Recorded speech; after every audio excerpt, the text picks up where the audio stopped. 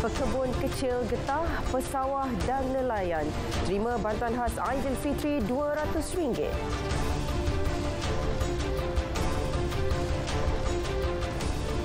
Juga bantuan khas Aidilfitri, penjawat awam Negeri Sembilan terima RM1,000.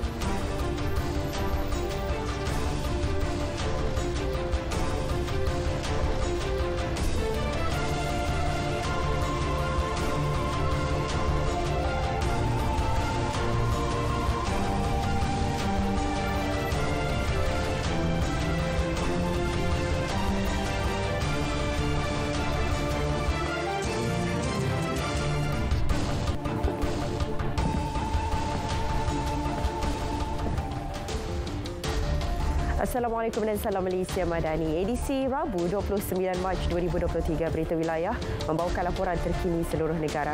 Saya Nurul Hidayah Nawai dan lintas langsung dari Sabah, Sarawak dan Kelantan mengisi paparan pada petang ini.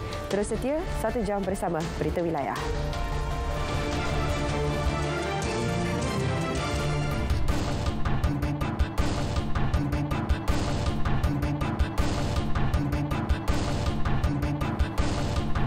RM850,000 pekebun kecil getah, pesawah dan nelayan di seluruh negara akan menerima bantuan khas Aidilfitri sebanyak RM200. Perdana Menteri ketika mengumumkan beberapa inisiatif tambahan dalam Belanjawan 2023 berkata, penambahan itu merupakan bantuan terbesar yang pernah diberikan kerajaan kepada golongan tersebut. Maka saya bersetuju untuk menyalurkan bantuan khas keuangan Aidilfitri kepada 850,000 orang pekebun kecil getah, pesawah dan nelayan sebanyak RM200 lagi tambahan daripada yang telah diumumkan. Ini akan menelan belanja RM170 juta. Sebelum ini, bantuan sehingga RM300 sebulan disalurkan kepada golongan nelayan. Belanjawan 2023 juga menyediakan sumbangan tunai kepada pesawah padi sebanyak RM200 sebulan untuk tempoh 3 bulan semusim. Begitu juga menaikkan sumbangan musim tengkujuh daripada RM600 kepada RM800 untuk tempoh 4 bulan kepada pekebun kecil getah. Menerusi pembentangan itu juga, Perdana Menteri mengumumkan bantuan khas kewangan Aidilfitri sebanyak RM300 kepada lebih 200,000 orang anggota rela dan sukarelawan melibatkan APM, polis serta bomba. Ini pengumuman baru. Sebab saya sebut tadi, Tan Sri Ketua, ada kategori bila teliti tidak dapat manfaat yang sama. Kategori ini adalah sukarelawan, termasuk rela, Angkatan Pertahanan Awam, sukarelawan polis dan sukarelawan bomba. Dia berbeza daripada pekerja tetap. Ya. Jadi sukarelawan ataupun polis bantuan itu tak termasuk. Ya. Tapi kategori sukarelawan ini 200,000 orang yang tidak mendapat manfaat.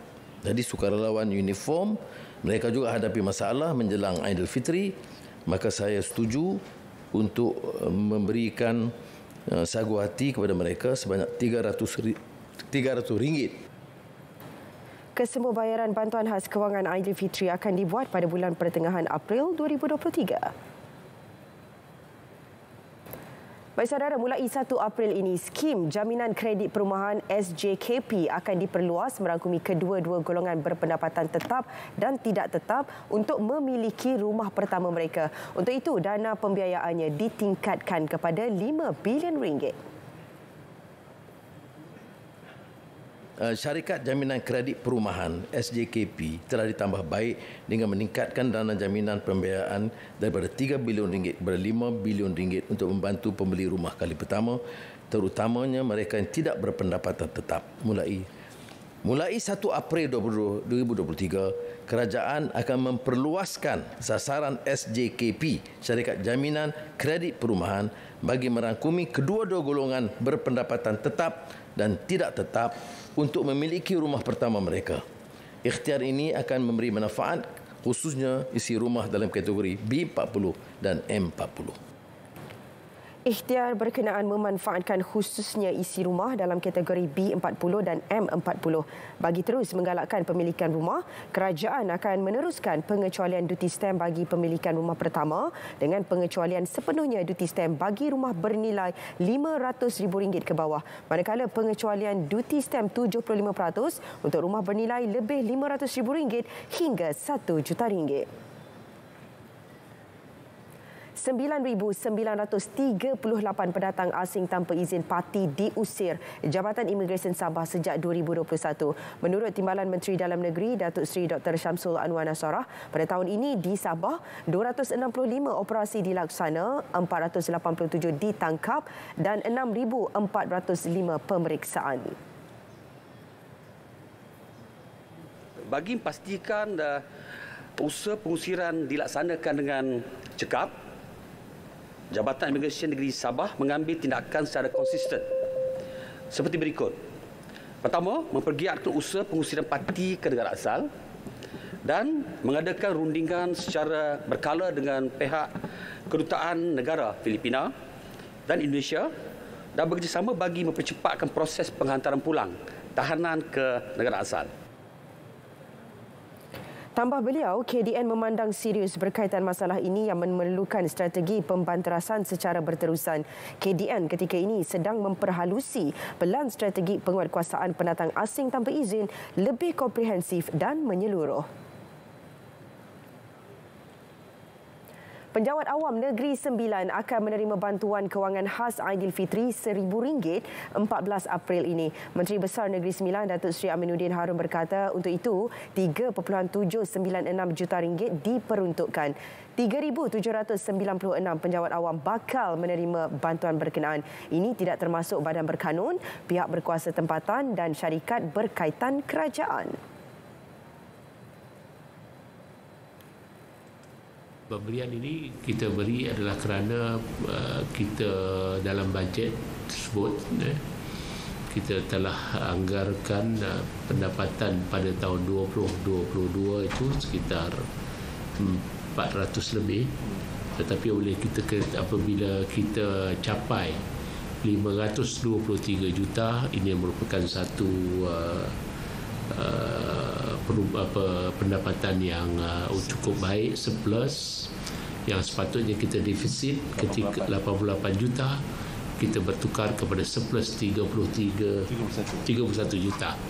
Jadi ini antara penghargaan yang kita berikan kepada penjawat awam sempena Aidilfitri ini. Beliau berkata demikian ketika ditemui di Wisma Negeri usai mesyuarat mingguan Exco.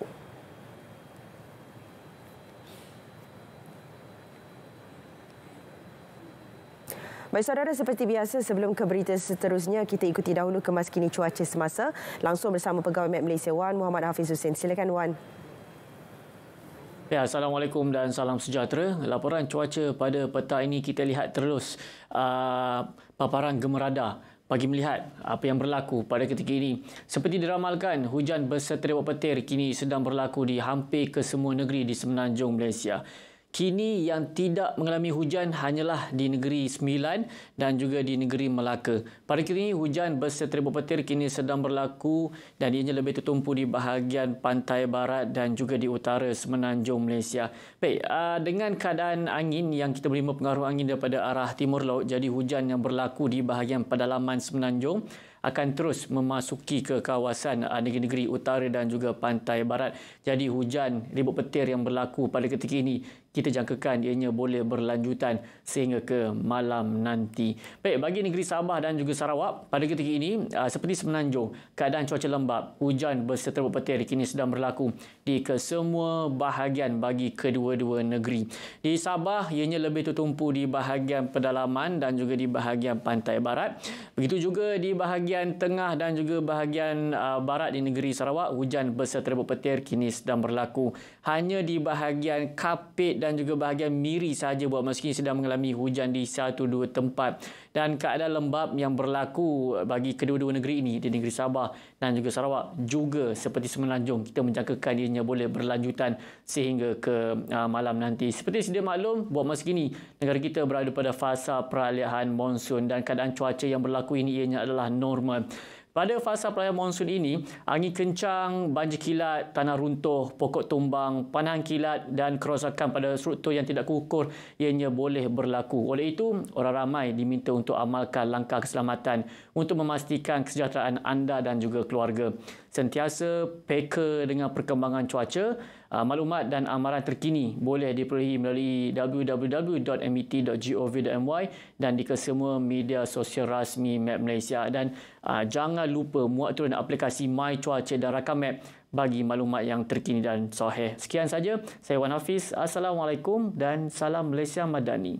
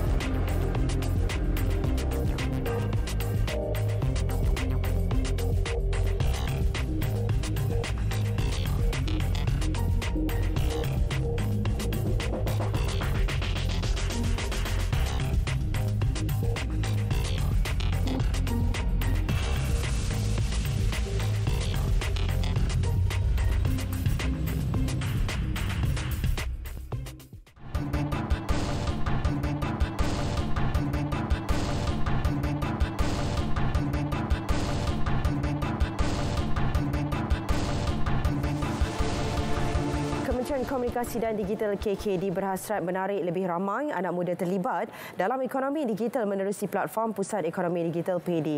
Menterinya Fahmi Fadzil berkata PEDI perlu dilihat sebagai pemangkin ekonomi digital dan bukan semata-mata pusat internet community. Saya lihat terutama di kalangan anak muda, potensi ekonomi digital ni very real dan memang sangat membantu. Ada yang sebelum mereka memahami cara nak menjual secara online menggunakan aplikasi seperti Shopee, TikTok dan sebagainya, pendapatan dia mungkin 600, tapi setelah mereka tahu caranya, ada yang berpendapatan 5,000 ke atas. Jadi potensi dia sangat tinggi. Sekarang saya teliti mungkin kita nak adjust sikit program yang ada, iaitu program pupuk, untuk mengambil kira beberapa penambahbaikan dan beberapa perkembangan dalam teknologi. KKD merancang membuka 186 PEDI baharu dengan 4 daripadanya di Kedah. Beliau melawat PEDI seberang terus di Alor Star. Turut serta Ketua Setiausaha KKD Datuk Seri Muhammad Mentek dan Ketua Pengarah Penyiaran Suhaimi Sulaiman. Sedia kelas keusahawanan, belajar keluar produk sendiri dan bantu pasarkan produk serta kembangkan perniagaan. Itu antara reaksi usahawan yang menerima manfaat daripada Pusat Ekonomi Digital PEDI di Alor Star, Kedah. Saya mula menggunakan PEDI dalam tempoh 3 tahun dan sebenarnya 3 tahun tu PEDI banyak membantu saya untuk mengeluarkan produk sendiri dan PEDI juga membantu saya untuk memasarkan produk secara online untuk lebih kembangkan perniagaan lebih meluaslah di lain-lain negeri kan. Okey, kalau menggunakan offline, dia punya marketing tu agak limit kan sebab dia tak cover semua kawasan. Berbanding kita menggunakan platform secara online. PEDI banyak memberi manfaat kepada saya. Sebelum ni saya berniaga di Telegram dan bila pada masa kini zaman media platform TikTok dan Shopee lebih menarik perhatian kepada orang ramai. So PEDI lah yang mengajar saya kelas usahawan TikTok dan Shopee. So dekat sini saya banyak menggunakan manfaatnya seperti print waybill, cara tangkap gambar produk and then cara marketkan produk saya dekat media platform TikTok dan Shopee. PD sangat membantu saya dalam mengembangkan lagi saya punya pengetahuan. Contohnya saya boleh belajar cara macam mana nak edit produk. Contoh kita guna Canva, aplikasi Canva. Jadi kat situ saya boleh create lah saya punya produk dengan lebih menarik lagi. Lagipun dekat sini kita memang ada dekat PD ni ada dia punya pengurus dan penolong pengurus yang boleh melatih kita untuk mengetahui lebih lanjut lah macam mana kita nak kembangkan bisnes kita. 5,000 bakul rahmah bakal diagihkan di Parlimen Tambun sepanjang bulan Ramadan ini. Pegawai khas Parlimen Tambun Amir Sabri berkata pihaknya akan bekerjasama dengan badan bukan kerajaan NGO dalam usaha mengenal pasti golongan yang memerlukan. Jelas beliau setakat ini 1,500 bakul rahmah diagihkan kepada penduduk sekitar Meru Raya Ipoh.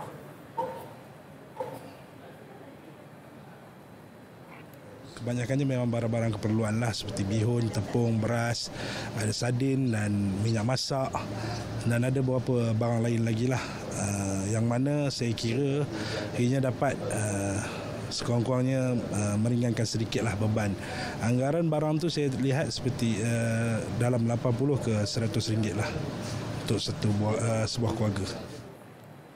Penerima bantuan menzahirkan penghargaan atas keprihatinan kerajaan membantu penduduk.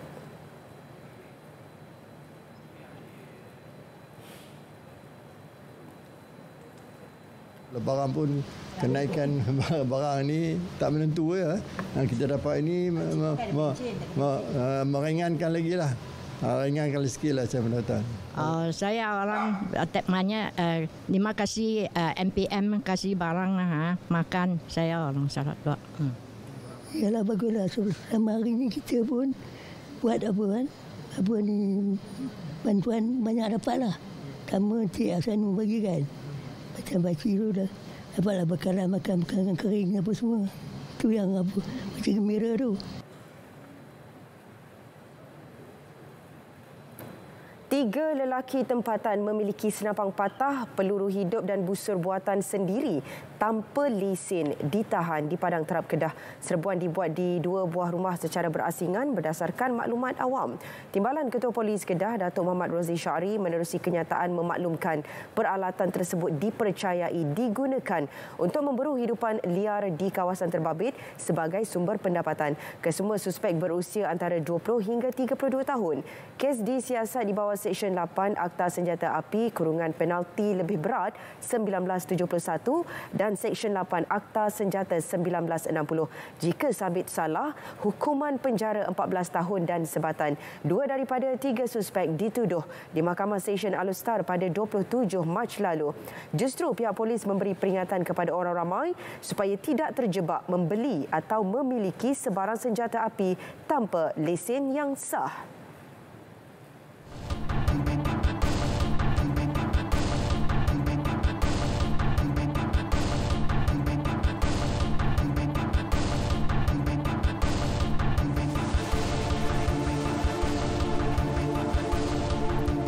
Fokus negeri di bawah Bayu galakkan kerajaan negeri mengenai kesedaran menjaga alam sekitar. Butirannya bersama Rita Aloysius Malik di Kota Kinabalu. Silakan Rita. Ya dia. Kerajaan sentiasa bekerjasama dengan persatuan dan pertubuhan yang berminat ke arah mendidik masyarakat serta memperkasakan kesedaran menyelamatkan alam sekitar. Galakan antara lain meliputi pameran perlindungan alam sekitar dan fotografi alam semula jadi sekaligus memberi kesedaran serta inspirasi kepada pelajar mengenai kepentingan memelihara khazanah tersebut. Menteri Pelancongan, Kebudayaan dan Alam Sekitar Datuk Christina Liew berkata, aktiviti di sekolah seperti menanam pokok bunga dan buah-buahan mampu meningkatkan pengetahuan pelajar mengenai perlindungan alam sekitar selain mengajar mengenai kaedah memperbaiki atau memulihkan alam sekitar. They have actually set up a greenery section. Have plantations of fruits and flowers and greenery, and I hope the other schools will emulate. Will also take after what they are doing. I understand just now that Ranau as a school also doing that, because not only you will beautify your school compound, but you also encourage the students from young to understand the importance of environmental issues. Datuk Christina berkata demikian selepas menyempurnakan pelancaran ulang tahun ke-15 penerbitan majalah Alam Sekitar dan pameran fotografi alam semula jadi Sabah di Sekolah Tinggi Kota Kinabalu.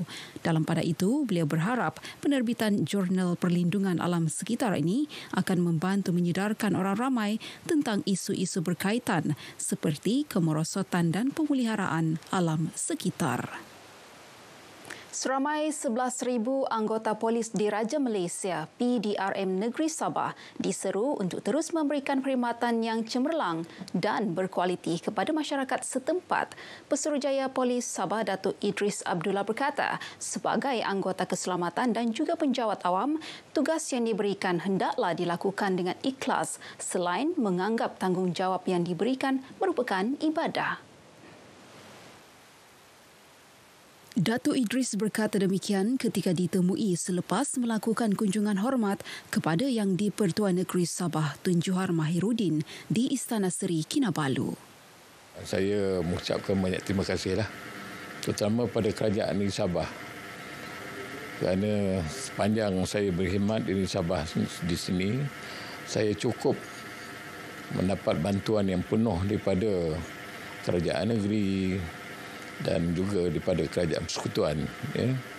Jadi sepanjang saya menjalankan tugas saya sebagai PGP Sabah, saya telah dapat laksanakan tugas-tugas saya dengan mudah, dengan adanya sokongan dan bantuan daripada semualah, termasuklah warga rakyat negeri Sabah ini sendirilah. Datuk Idris turut memaklumkan esok merupakan hari terakhir beliau sebagai Pesuruhjaya Polis Sabah setelah 34 tahun berkhidmat sebagai penjawat awam dan akan mula bersara wajib. Antara pengalaman berharga sepanjang berkhidmat di Sabah adalah ketika pilihan raya umum yang ke-15 PRU15 selain pernah berhadapan bencana alam di beberapa tempat di negeri ini secara serentak. Datuk Idris dilantik sebagai Pesuruhjaya Polis Sabah pada 2 September 2021 menggantikan Datuk Hazani Ghazali. Pelajar Kolej Teknologi Yayasan Sabah diingatkan agar terus melaksanakan pembelajaran dan pengajian masing-masing selain melakukan ibadah sepanjang bulan Ramadan ini. Mereka juga seharusnya perlu menyertai apa juga penganjuran program bersifat mengimarahkan kaki tangan dan pelajar sekaligus menjadi medium penyatuan umat. Sempena bulan Ramadan ini kita meneruskan aktiviti pengimarahan bulan Ramadan.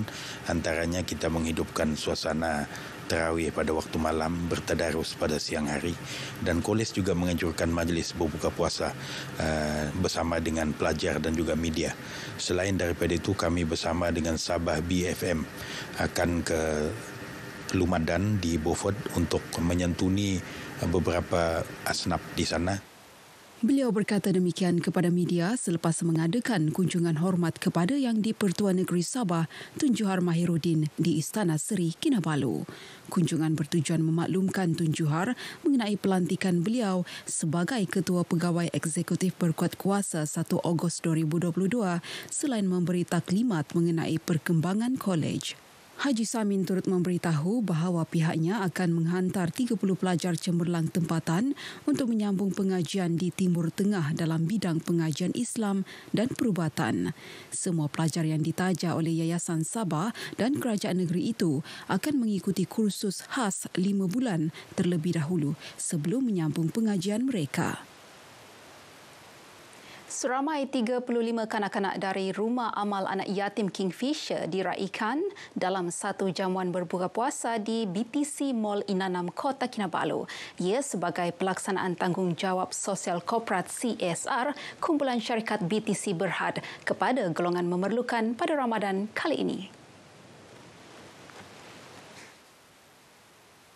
Majlis seumpama yang dilaksana setiap tahun turut menyantuni golongan asnaf dan orang kurang upaya OKU. Dan memang tiap tahun kami buat, ini adalah salah satu kami punya program yang tradisi kami lah. Tradisi kami lah. So kami berasa bangga jugalah kerana dapat memberikan peluang untuk memberikan sedikit sebanyak apa yang kami boleh dapatlah kepada mereka. Dan juga selain daripada itu, selalunya seminggu sebelum raya juga kami akan membawa ni golongan-golongan yang memerlukan ni berbelanja raya. Contoh membawa diorang ke kedai tekstil kami untuk memilih pakaian raya.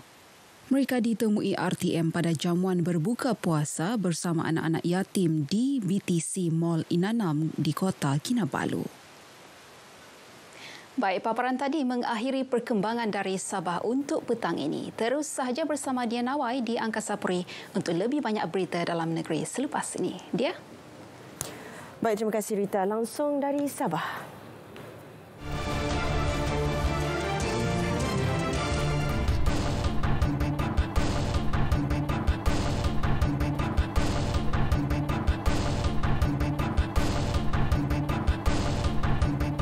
Baik, saudara, kita ke Bumi Kenyalang. Antara fokus dari Sarawak, penerbangan tambahan ke negeri itu menjelang sambutan Hari Raya nanti. Perinciannya bersama Bumawin. Silakan Buma.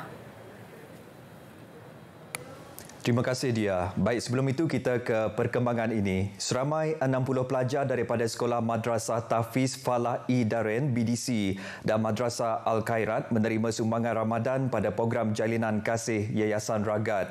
Sumbangan disampaikan oleh Tuan Yang Terutama Yang di-Pertuan Negeri Sarawak Tun Pehin Sri Abdul Tai Mahmud dan isteri Topuan Datuk Patinggi Ragat Kurditai pada majlis berbuka puasa di Surau Astana Negeri Petrajaya, Kuching.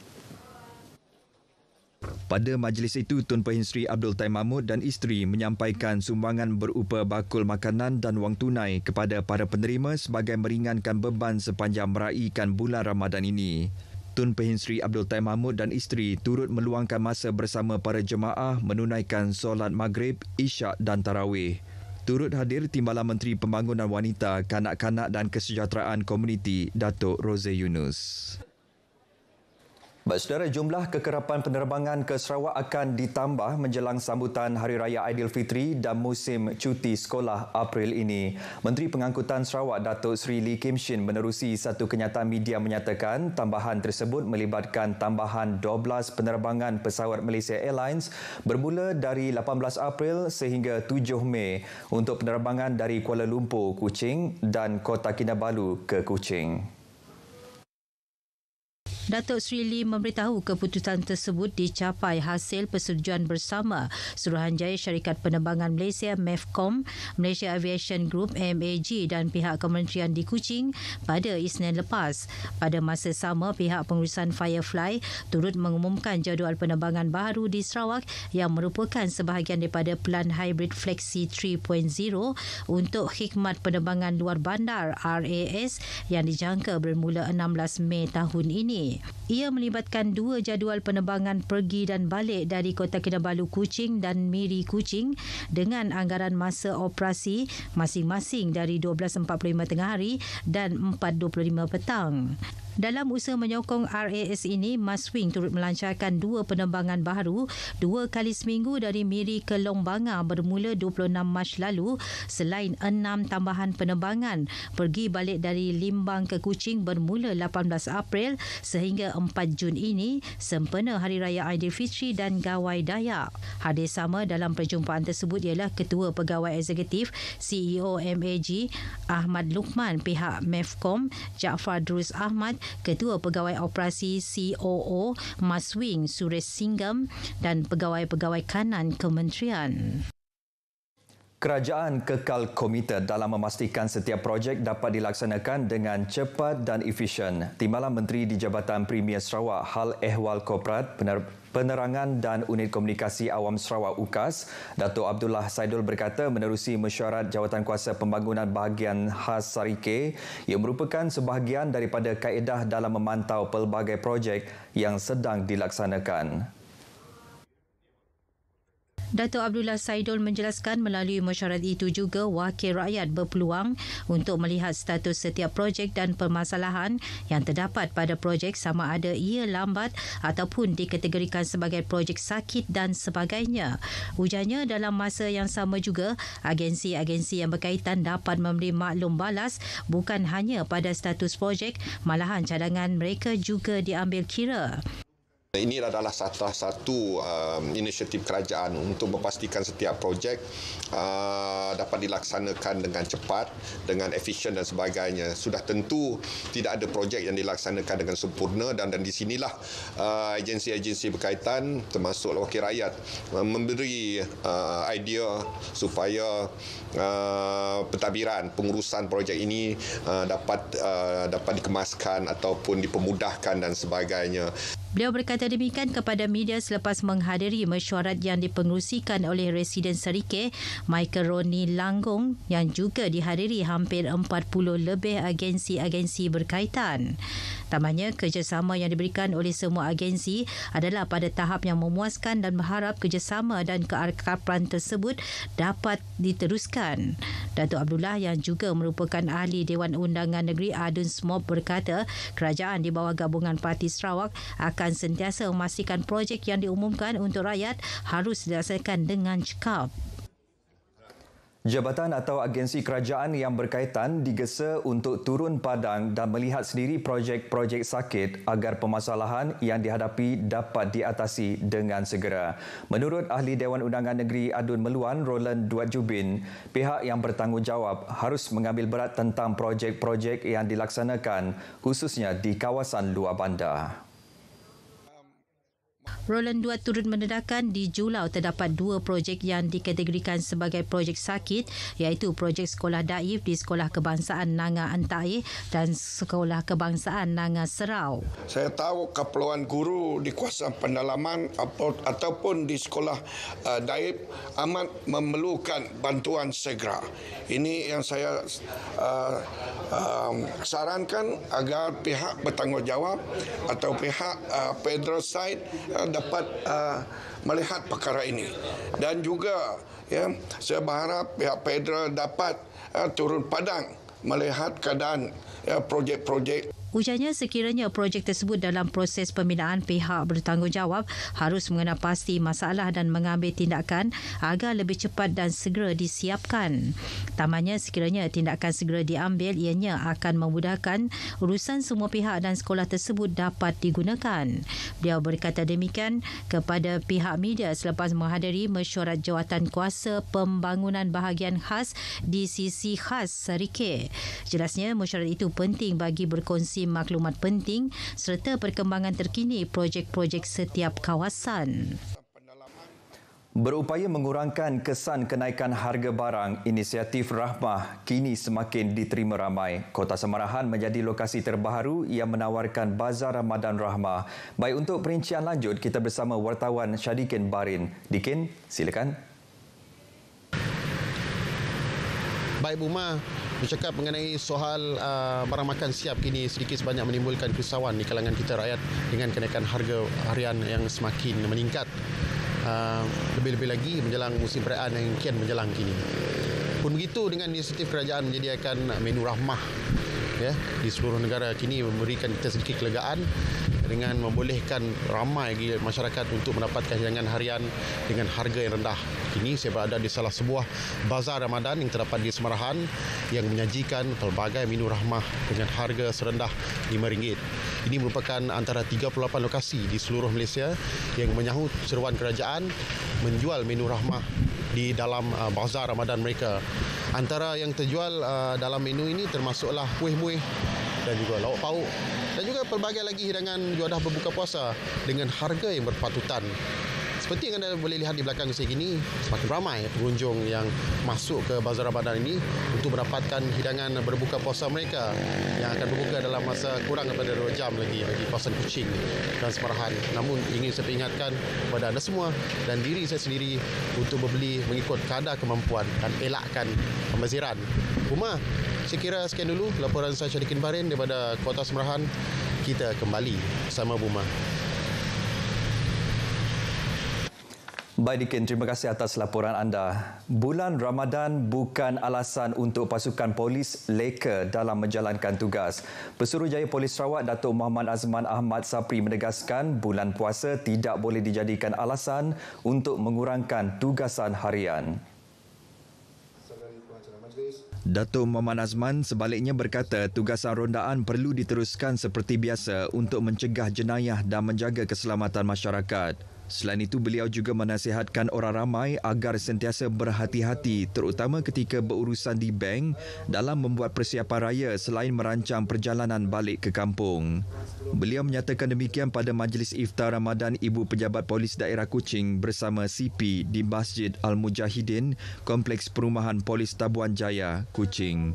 Selain majlis berbuka puasa serta solat maghrib, isyak dan tarawih, turut berlangsung majlis penyampaian sumbangan kepada 10 anak-anak orang kurang upaya polis, 6 balu polis serta 10 anggota yang mempamer perkhidmatan terbaik semasa menjalankan tugas menumpaskan sindiket motosikal. Baik saudara, perkongsian itu tadi mengakhiri berita dari Sarawak. Salam Malaysia Madani. Kita kembali bersama Dia di Angkasa Puri. Dia, silakan. Baik, terima kasih Ibu Ma langsung dari Sarawak.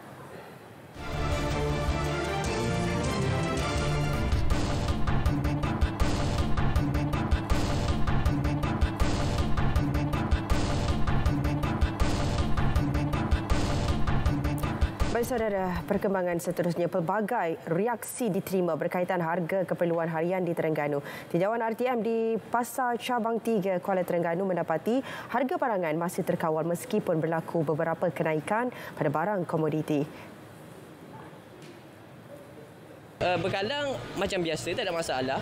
Tapi pengguna saya rasa semakin berkurang. Jadi mungkin disebabkan masalah ekonomi ke apa ke, mungkinlah pasti kot. Dari segi harga sendiri kan? Harga setakat ni stabil lagi. Saya rasa mungkin dalam seminggu tu pun dekat dengan Aidilfitri mungkin ada berlaku sedikit kenaikan. Mungkin daripada ladang ataupun pemborong saya tak pasti tu. Sekarang ni untuk pasar ni runcit RM10.5 ke RM11. Borong dalam RM9 ataupun RM9 2 Ikan ikut atas musim. Kalau musim macam Tekujuh bawah ni kan ikan stabil je.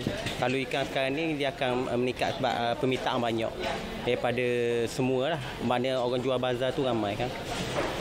Lepas tu dia punya tahap kualiti ikan macam ikan hot nak naik tu memang harga tu memang lebih lah tak terkawal lah, maknanya mahal lah maknanya sikit daripada hot asal. Sayur naik sekarang ni menjelang puasa ni kau naik sayur. Macam hari ni kejut kita sebab kacang panjang pun naik juga orang kampung pun. Biasa kacang panjang beli baru ni dalam RM12 je. Hari ni RM22 sampai RM10 pun naik. Kejut kok kita. Naik dak. Rupanya barang tak ada dia naik. Pengguna turut mengakui berlaku sedikit kenaikan harga barangan keperluan. Terkesan juga sikit. Rasa beban harga tu kan. Rasa naik harga.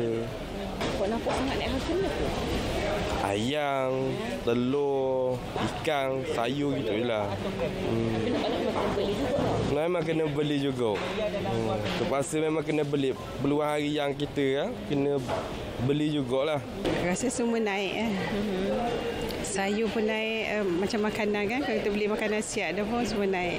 Memang terpaksa belilah nak makan kan. Kalau nak beli kan kita nak masak sendiri pun kena beli juga barang mentah kan. Jelajah Ramadan Kelantan FM edisi 2023 menyantuni penduduk di Pulau Teluk Renju Natuna 4. Perinciannya dalam lintas langsung dari negeri Cik Siti Wan Kembang. Kita langsung ke sana bersama rakan pelapor Muhammad Amirul Hafiz Rosli. Amirul, teruskan. Baik, terima kasih. Program Jelajah Ramadan Kelantan FM edisi 2023 tampil dengan kelainan apabila menjejak Pulau Teluk Renju Natuna 4 sebagai antara lokasi jelajah. Pengarah penyiaran Kelantan Wan Azahan Wan Hamad berkata, pemilihan pulau itu sebagai simbolik sejarah penyebaran dakwah yang dilakukan menerusi laluan air. Gabungan antara darat dan laut menjadi pelengkap kepada siri, bukan sahaja siri dakwah pada zaman-zaman dahulu, tetapi juga menjadi pemangkin kepada Kelantan FM itu sendiri dalam menyantuni semua masyarakat pendengar, tak kira di mana juga berada. Kita menzahirkan rasa terima kasih kita kepada mereka, terutama sekali di pulau ini. Beliau ditemui selepas program Jelajah Ramadan Kelantan FM di Kampung Mukim Teluk Renjuna. Syukur Alhamdulillah kita kepada pihak RTM kerana sudi mari ke pulau ni, dan saya amat terharu dan berterima kasih kerana pihak RTM menyantuni asnah di Kepulauan Tumpak ni. Jadi amat mengalukan macam RTM dia mari menyantuni asnah di pulau. Siapa sangka di Pulau Teluk Renjuna terdapat satu masjid yang tersegam indah dilengkapi pelbagai fasiliti. Masjid Al-Ahmadiyah merupakan satu-satunya masjid yang dibina di atas pulau di Kelantan. Imam Tua Masjid Mukim Teluk Renjuna, Amir Zurkaha Syari berkata, masjid tersebut dirasmikan pada tahun 1989 oleh Sultan Kelantan ketika itu, almarhum Sultan Ismail Petra. Ia mampu menampung lebih 500 jemaah pada satu-satu masa. Jelas beliau, menguruskan masjid di pulau mempunyai cabaran tersendiri termasuk ketika mendepani musim tengkujuh. Cabaran biasalah, moga pulau ni tidak ada kenderaan seperti mana di darat. Contoh kalau solat Jumaat, kalau musim tengkujuh, musim hujan lebat apa, satu kesukaran juga lah untuk mengumpulkan jemaah untuk solat fardu Jumaat tu. Masjid Al-Ahmadiyah bukan sahaja berperanan sebagai pusat ibadah, malah menjadi tempat penduduk di Pulau Teluk Renjuna menjalankan aktiviti kemasyarakatan sekaligus mengeratkan hubungan silaturahim. Amir Zurkaha memaklumkan pihaknya juga mengadakan program berbuka puasa di masjid tersebut pada setiap Khamis dalam usaha mengimarahkan masjid dan bulan Ramadan. 12 buah rumah sewa percuma disediakan Universiti Malaysia Kelantan UMK bagi membantu meringankan beban pelajar asnaf untuk meneruskan pengajian di institusi berkenaan. Kemudahan itu melibatkan pelajar di semua kampus iaitu kampus Kota, Bachok dan Jeli. Naib Chancellor UMK, Profesor Datuk Dr. Razli Cik Razak menyatakan setakat ini terdapat 2,556 pelajar di UMK dikategorikan sebagai kumpulan asnaf. Manakala 77.8% daripada jumlah keseluruhan penuntut di UMK merupakan pelajar daripada keluarga B40. Dan kita juga mempunyai impian untuk menyediakan asrama yang percuma tanpa bayaran. Dan kita telah masih lagi dalam usaha untuk mendapatkan dana. Korporat-korporat yang sudi membantu kerana tanahnya kita ada tetapi dananya kita tidak ada untuk membina asrama yang saya mengharapkan golongan-golongan asnaf dalam kategori fakir dan miskin ini tidak perlu membayar selama dia 4 tahun berada di kampus UMK. Beliau berkata demikian kepada pemberita selepas program Imarah Ramadan Perbadanan Tabung Pendidikan Tinggi Nasional Imran di Masjid Pusat Islam UMK Bachok. Hadir sama Ketua Pegawai Operasi PTPTN Mastura Muhammad Khalid. Program Imran merupakan program tahunan PTPTN bertujuan mengeratkan silaturahim antara PTPTN, warga universiti dan masyarakat setempat. Jadi kita berharap program ini walaupun mungkin nampaknya kecil tetapi dapat memberi sumbangan kepada pelajar-pelajar, kepada IPT, kepada UMK ini khususnya. Itu harapan kami. PTPTN dengan kerjasama UMK turut mengagihkan 1,000 pet bubur lambuk kepada pelajar, staf serta komuniti setempat pada program tersebut. Paparan itu mengakhiri lintas langsung dari Kelantan. Salam Malaysia Madani. Kembali ke Angkasa Puri, Kota Media. Baik, terima kasih Amirul langsung dari Kelantan. Baik saudara, ke perkembangan seterusnya, pasukan Kelantan FC menerima tajaan pengangkutan daripada syarikat perkhidmatan bas Sunny Express Sdn Bhd bernilai lebih RM1 juta. Pengarah urusannya Wan Muhammad Iskandar Datuk Saleh berkata ia melibatkan perjalanan semua perlawanan musim ini termasuk Liga Super, Piala FA, Piala Malaysia, latihan pramusim dan perlawanan persahabatan. Tambah Wan Iskandar, kerjasama strategik itu merupakan antara langkah melebarkan penjenamaan syarikatnya dalam bidang sukan bola sepak negara. Apa yang kami lihat, kerjasama ni sangat baiklah kerana kami sendiri pun adalah boleh katakan 99% fans kepada Direct Warrior. Lagi strategi yang akan datang ni, apa kerjasama yang akan kami buat nanti, kita akan discuss lebih lanjut. Beliau berkata demikian pada sidang media sepada majlis membenterai perjanjian rakan strategik Sunny Express Sdn Bhd dan The Red Warriors TRWD Kota Baru Kelantan. Perjanjian tersebut ditandatangani oleh Wan Muhammad Iskandar bersama pemilik Kelantan FC Norizam Tukiman.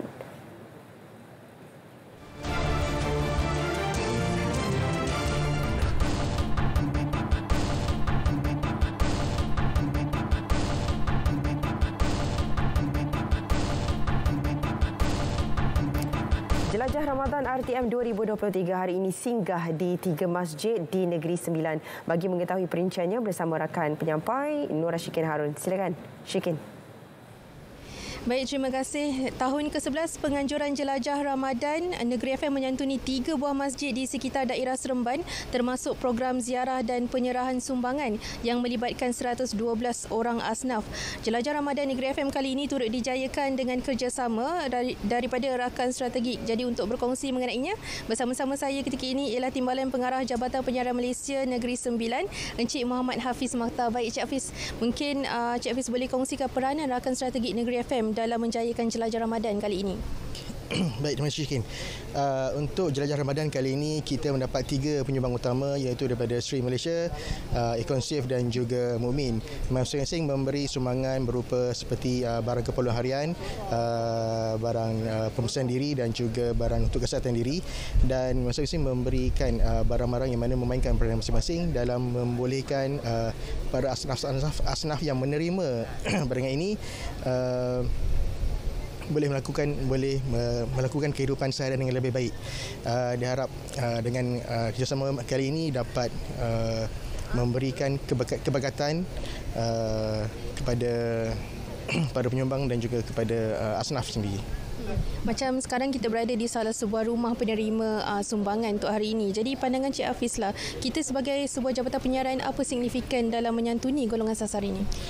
Program ini merupakan usaha berterusan daripada RTM untuk mendekatkan diri RTM kepada audien dan juga masyarakat melalui program tanggungjawab sosial korporat yang telah dijalankan. Ianya sebahagian usaha RTM untuk touch the people heart dan sebagai platform walkabout untuk pemimpin bersama dengan masyarakat setempat bagi memupuk semangat, muafakat dan juga kebersamaan dalam menjayakan aktiviti-aktiviti. Program ini secara langsung dapat mempromosikan RTM di seluruh negara dan juga mengeratkan lagi hubungan mesra antara warga kerja RTM dan juga masyarakat setempat. Baik, terima kasih banyak Cik Hafiz atas perkongsian itu. Baik, sekian dahulu perkongsian dari Negeri Sembilan bagi Jelajah Ramadan 2023 Negeri FM. Kembali bersama rakan penyampai di Angkasa Puri. Silakan. Baik, terima kasih Syikin langsung dari Negeri Sembilan. Baik saudara, 4 lokasi Bazar Ramadan Rahmah di Negeri Sembilan menerima respon positif daripada masyarakat setempat. Tinjauan mendapati pihak peniaga menyahut seruan kerajaan untuk mempamerkan pelekat menu Rahmah sebagai tanda penglibatan mereka secara sukarela. Ya, of course saya nak ramai yang datang. Selain sate, yelah sate memang mahal, tapi sebab tu saya adakan menu Rahmah supaya semua orang boleh beli. Ada pandangan saya lah kan sebagai peniaga, saya rasa untuk menu Rahmah ni sangat sesuai lah dengan harga semasa yang sekarang kan. Harga barang-barang yang dah naik. So kalau kata student ke, sebab majoriti yang datang pun setakat ni saya tengok kebanyakannya memang student ataupun family kan. Memang sesuai lah. Pengunjung hadir berpendapat Bazar Ramadan Rahmah merupakan langkah terbaik dalam mengurangkan kos sara hidup dengan menawarkan harga berpatutan. Saya sebagai pembeli, saya rasa Bazar Rahmah ni sangat baguslah buat dekat area sini lah. Sebab sekarang kos pun tinggi. So kita orang pun kalau nak buka ni pun kena tengok dulu harga. So kalau adanya menu Rahmah ni dapatlah mengurangkan kos perbelanjaan harian lah. Sebab kita ni pun kadang makan pun hari-hari kat luar. Pada pendapat saya baguslah KPDNK ni adakan Bazar Ramadan Ramah ni, sebab membantu jugalah kita kadang sibuk bekerja, harga terlalu mahal, tapi dekat sini harga berpatutan lah saya rasa. Dan bukan sekadar berpatutan tapi banyak pilihan jugalah.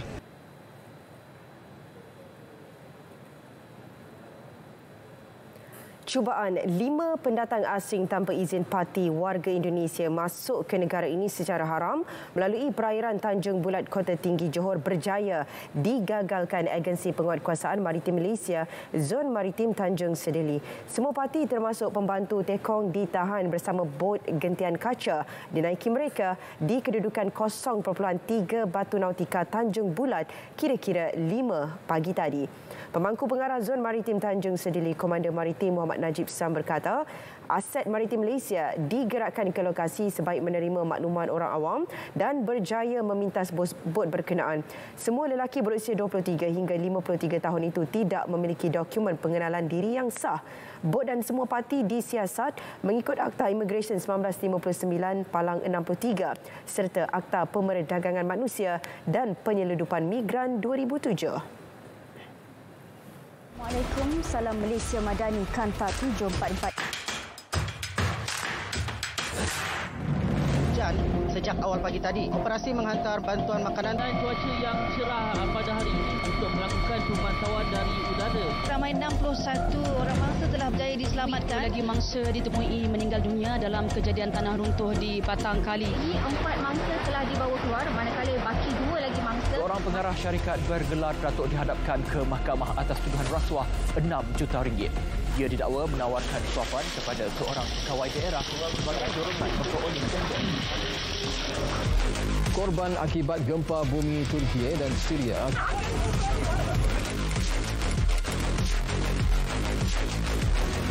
Ekonomi negara dijangka berkembang pada kadar lebih sederhana tahun ini.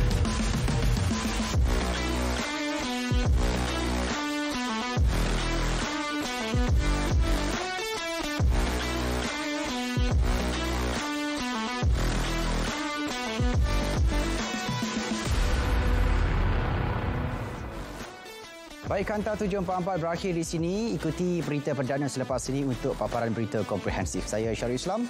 Salam Malaysia Madani.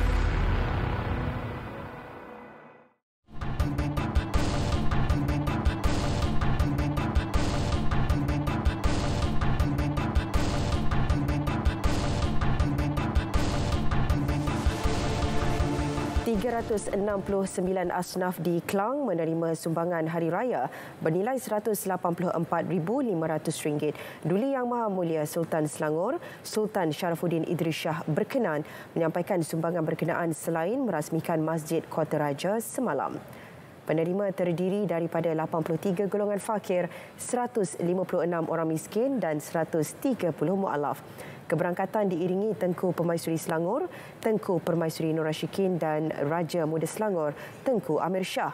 Turut hadir Exco Hal Ehwal Agama Muhammad Zawawi Ahmad, Mufti Selangor, Datuk Dr. Anhar Opir dan Pengarah Jabatan Agama Islam Selangor, Datuk Muhammad Syahizan Ahmad.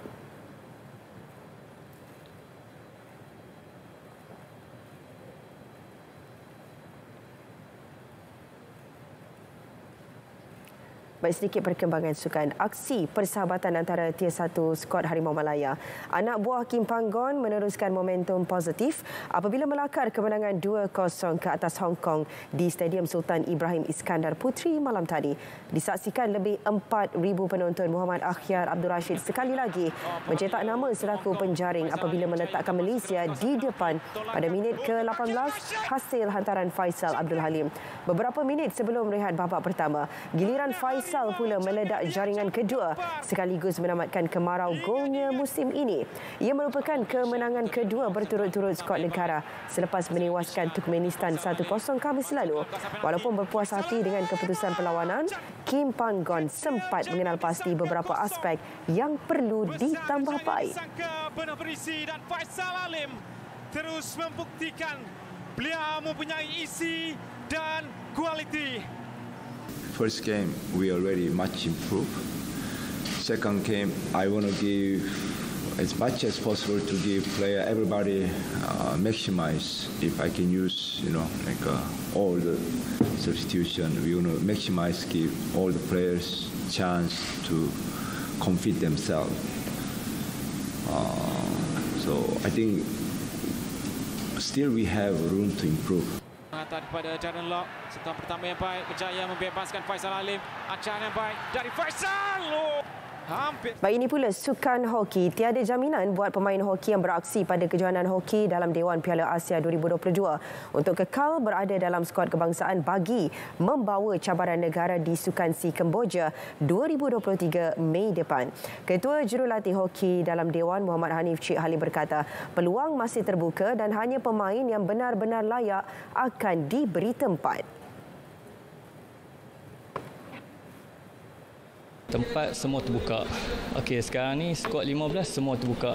Sebab yang kita tarik masuk pun semua yang begitu strong, skill-skill yang begitu strong. Jadi semua terbuka, balik daripada tu baru kita kecilkan kepada 12. Itu yang betul-betul 100%. Skuad negara akan menghadapi beberapa perlawanan persahabatan di Australia bermula 9 hingga 19 April depan. Beliau berkata demikian kepada media semasa lawatan Ketua Kontingen Negara Datuk Muhammad Nasir Ali ke sesi latihan skuad berkenaan di UTC Sentul, Kuala Lumpur.